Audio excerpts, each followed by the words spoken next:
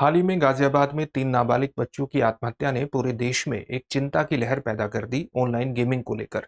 क्योंकि आरोप यह है कि इन बच्चों के माता-पिता उन्हें कोरियन लवर नामक एक ऑनलाइन गेम देखने से रोका करते थे, इसलिए उन्होंने आत्महत्या कर ली, ये आरोप है।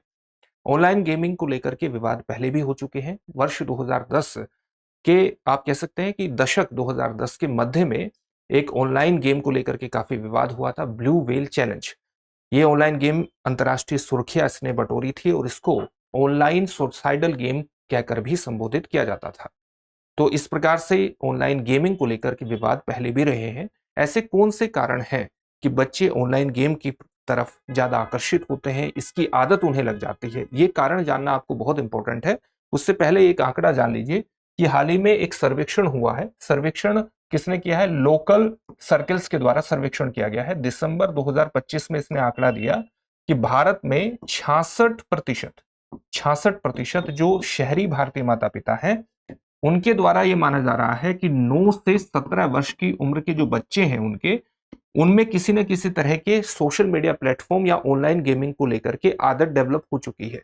या तो वो सोशल मीडिया प्लेटफ़ॉर्म के आदी हैं, या वीडियो प्लेटफ़ॉर्म के आदी हैं, या ऑनलाइन गेमिंग के आदी हैं। इनमें से किसी न किसी एक के वो आदी हैं। 9 से 17 वर्ष की उम्र के बच्चे, ये 66% माता-पिता मान रहे हैं।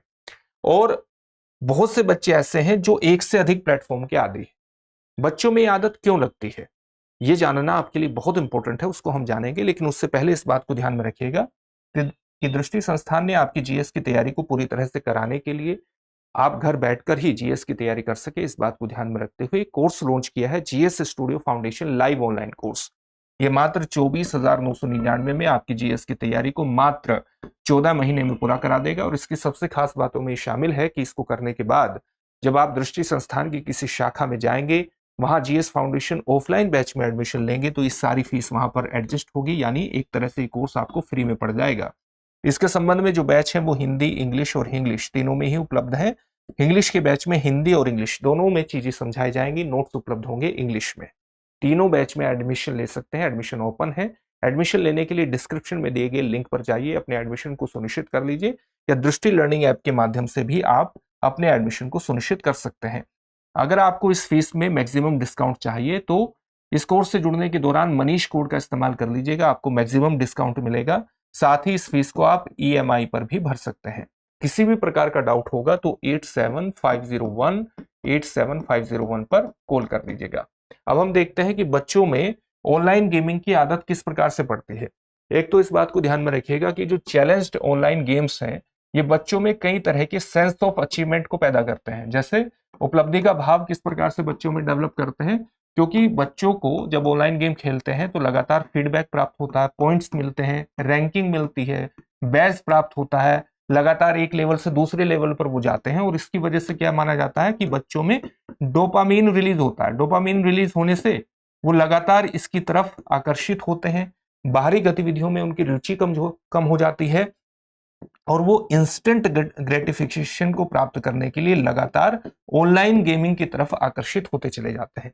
साथ ही जो बच्चे होते हैं उनमें इंपल्स कंट्रोल पूरी तरह से विकसित नहीं होता है और इसके कारण उन्हें समय का भी नहीं पता लगता है कि उन्होंने कितना समय व्यतीत कर दिया है अपना ऑनलाइन गेमिंग के अंतर्गत।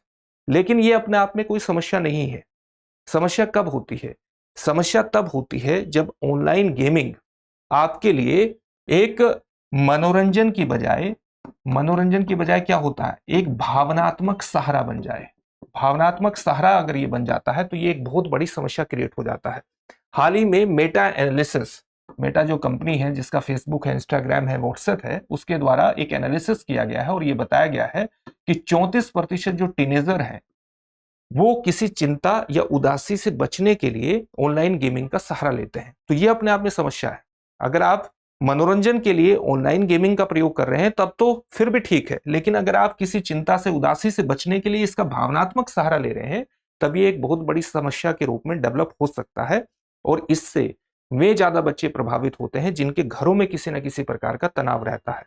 तो उस तनाव से बचने के लिए, अपना ध्यान हटाने के लिए एक भावनात्मक सहारे के रूप में वे ऑनलाइन गेमिंग का इस्तेमाल करते हैं। ये अपनी आप में एक बहुत बड़ी समस्या है। कब ऑनलाइन गेमिंग एक मानसिक स्वास्थ्य के रूप में डेवलप हो रही है, इस प्रकार के संकेत उभरते हैं। वे संकेत क्या है? अगर आप उन संकेतों को देखेंगे तो आप देखेंगे कि अगर बच्चे में ऑनलाइन गेम से दूर होने पर एक चिड़चिड़ेपन का भाव डेवलप हो रहा है, चिड़चिड़ापन डेवलप हो रहा है, तो ये अपने आप में समस्या है।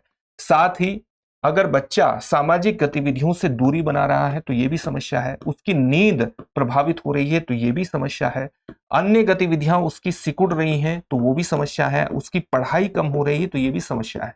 तो ये कुछ ऐसे संकेत हैं जहां पर आप महसूस कर सकते हैं कि बच्चे में कहीं ना कहीं जो मानसिक स्वास्थ्य समस्या डेवलप हो रही है ऑनलाइन गेमिंग की वजह से।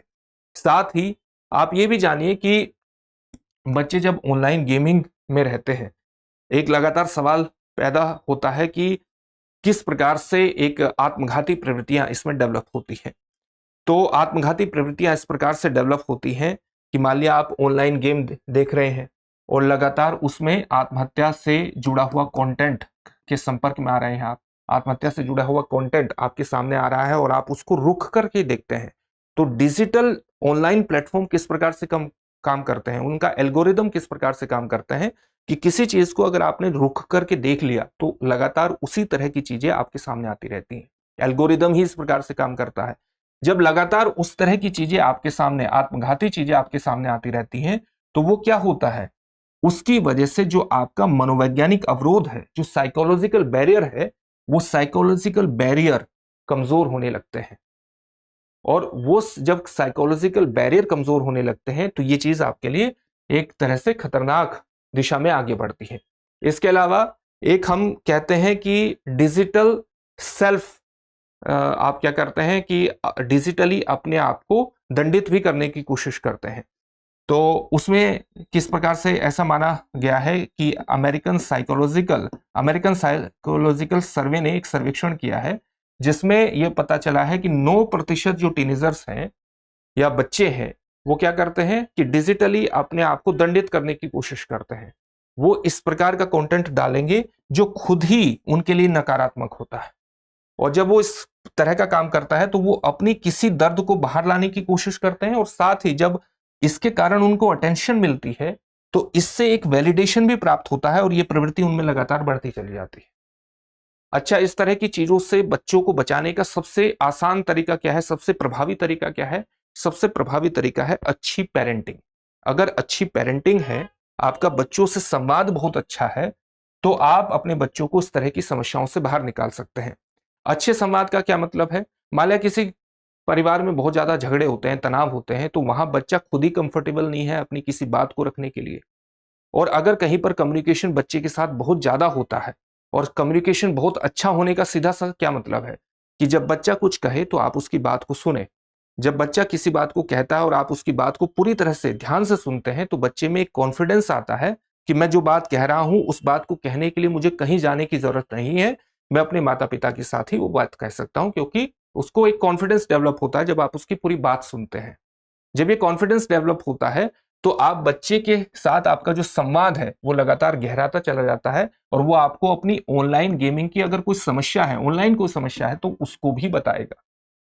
जब बच्चा समस्या बताता है तो किसी भी बच्चे की ऑनलाइन गेम पर तुरंत बैरियर लगाना कई बार सही नहीं होता है। आप क्या कर सकते हैं? कोलैबोरेटिव बैरियर लगा सकते हैं। कोलैबोरेटिव बैरियर का क्या मतलब है?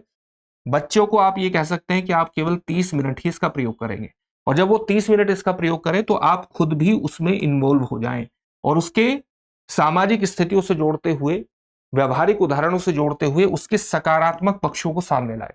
इससे बच्चे की समझ भी बढ़ेगी और एक बैरियर भी आपने लगा दिया है। तो इस तरह से आप एक अच्छी पेरेंटिंग के माध्यम से बच्चों को इस प्रकार से किसी भी तरह की गलत प्रवृत्तियों, किसी तरह की जो नकारात्मक चीज है उससे बाहर लाने में सफल हो सकते हैं, और इसमें सबसे प्रभावी चीज बेहतर पेरेंटिंग ही है। इस बात को मान के चलिएगा। अब इससे जुड़े हुए एक प्रश्न को देखते हैं। प्रश्न क्या है? भारत में ऑनलाइन या डिजिटल गेमिंग को किस अधिनियम के तहत संवर्धित और विनियमित किया जा रहा है? आपके सामने ऑप्शंस हैं। Digital India act 2023, online gaming नियंत्रण अधिनियम 2024, ऑनलाइन गेमिंग संवर्धन और विनियमन अधिनियम 2025, आईटी अधिनियम 2000।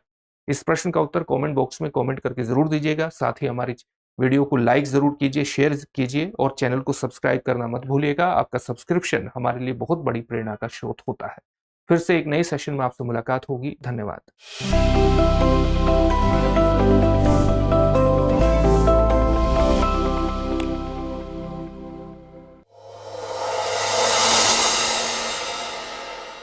अब एग्जाम की तैयारी को और बेहतर करने के लिए हमारे चैनल को लाइक, शेयर और सब्सक्राइब करना ना भूलें।